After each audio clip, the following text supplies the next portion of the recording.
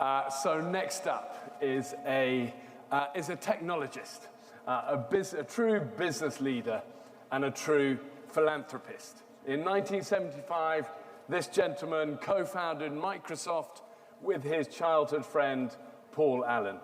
And today he is co-chair of the Bill and Melinda Gates Foundation. Bill is the founder of Breakthrough Energy, an effort to commercialize clean energy and other climate-related technologies. He's also co-founder of TerraPower, a company investing in and developing groundbreaking nuclear technologies. Join me to give the warmest of welcomes to the extraordinary Bill Gates.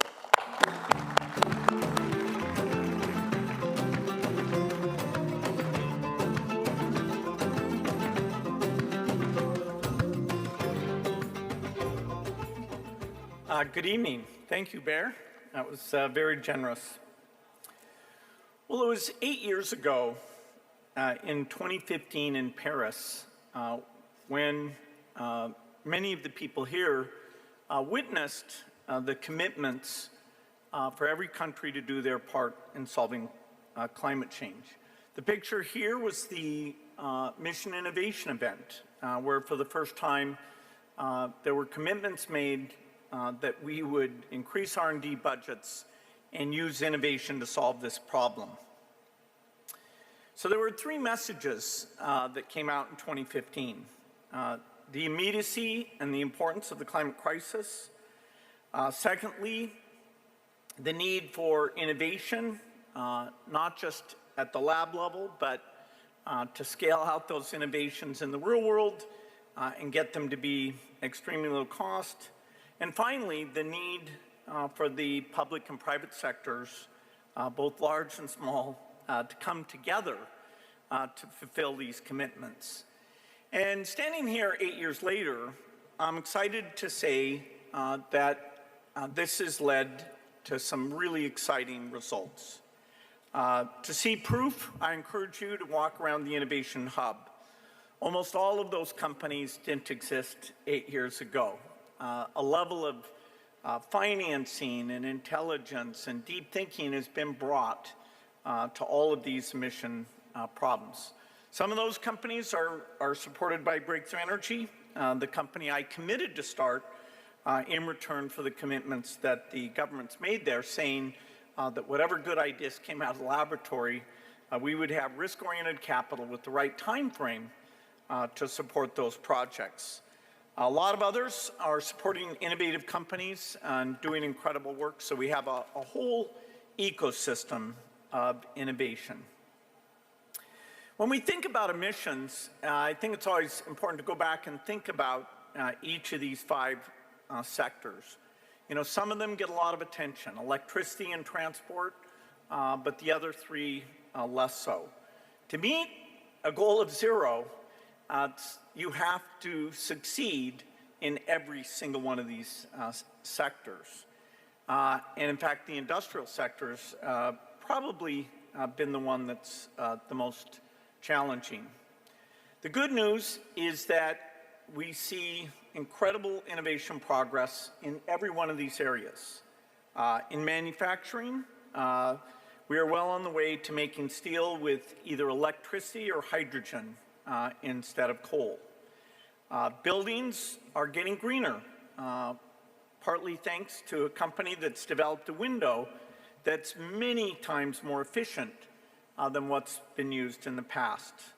In transportation, we're taking great leaps forward. For example, we had a car that went over 600 miles on a single charge using an innovative new battery. In agriculture, we have a company that's using microbes to provide fertilizer, which avoids almost all of the greenhouse gas emissions.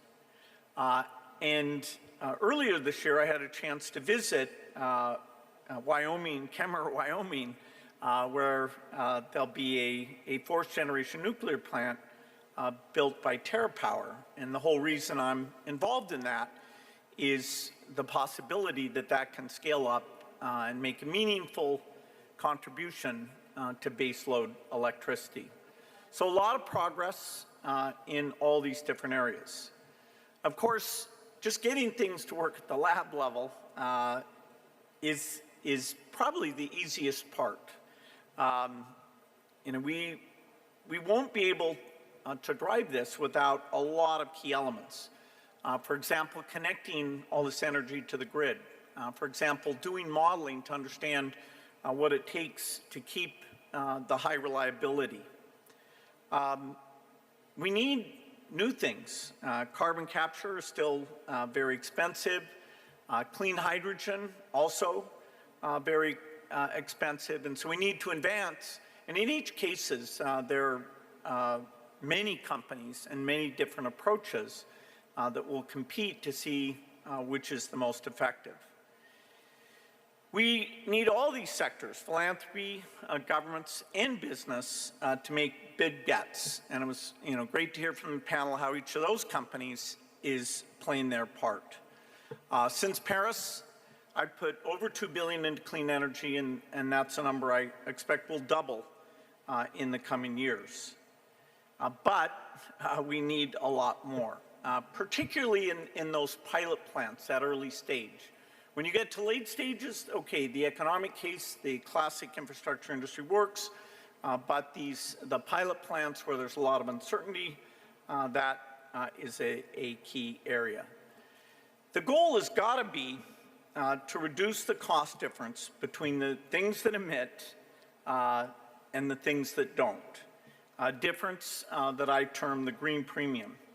The only way we can get the broad adoption is by driving these technologies to a level of maturity where that green premium is either very, very small, zero, or even in some cases negative, where the innovation actually takes you to a lower cost path, and we're seeing a number of those. I believe we really can prevent a climate disaster and achieve zero emissions. Now, as we do that, there's two things we should keep in mind. First, we need, for the sake of justice, to help people adjust to the planet that is already warmer. And there's a lot of warming built in. The leg in this system means that the first cooler day is many decades from now. Our priority in this adaptation work should be those who are most effective. And the majority of those people are farmers in both sub-Saharan Africa and South Asia. And we can already see the crop loss that they're suffering and what that means to them. So they need support to have higher productivity and more resilience, both in crops and in livestock. I had a great opportunity earlier today during the Food Systems Summit, which was great to have that as part of this meeting, to announce with the UAE a $200 million partnership to fund food innovation. This includes arming farmers not only with better seeds, but also weather information, advice, really helping them with the very best practices. And of course, the agriculture sector is also a source of emissions. And so the new approaches will allow them to eliminate a substantial amount of emissions at the same time as they're pursuing their food output. We have over 160 new crop varieties coming out of the CG system. And farmers, for example, in Zimbabwe, who are using these new varieties of maize, were able to generate 9 months of extra food for their family. And so, several years of productivity can give you the resilience that they deserve. The organization that's at the heart of this is the CGIAR, the CG system, which it's great that it's being highlighted here because it needs more backing to drive that R&D, and our foundation is proud to be, at this point, their largest partner. Companies have to meet the commitments they made 2 years ago in Glasgow to double the amount for adaptation. And a big part of that should be helping to achieve the CG system goal of raising $4 billion. That is the best buy in the world of climate adaptation.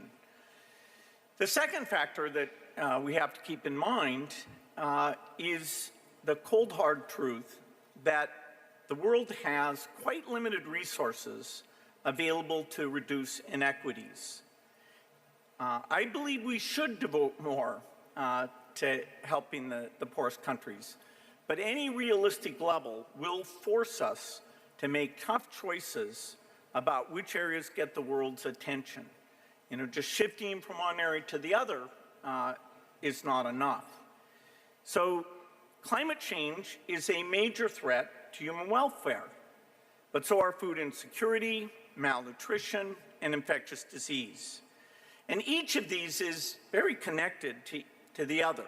For example, extreme weather is making it harder to grow crops in many parts of the world, which puts more children at risk of malnutrition and makes them more vulnerable to disease. In a world with limited resources, it may seem like we cannot make progress on climate, health, and development all at once. But nobody will be better off in a world with fewer carbon emissions if we're not solving illness, starvation, and death. So we have to make the right trade-offs to make progress on all of these at the same time. And that's where innovation comes in. By focusing it in the right way, it magnifies the impact of the resources in every one of these areas. You know, just as we need to innovate to get to zero emissions, we need to continue to innovate in human health. Consider the progress we've had in reducing childhood deaths. In the year 1990, 12 million children under the age of 5 died, overwhelmingly from infectious disease. By 2000, that number had dropped below 10 million, but by 2019, it was under 5 million.